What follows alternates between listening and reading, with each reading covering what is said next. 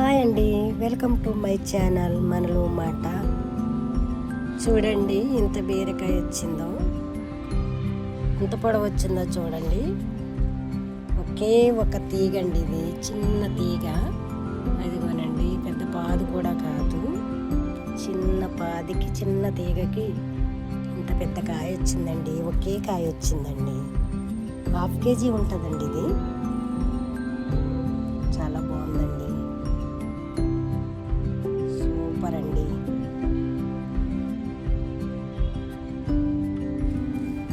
కోసేద్దామండి.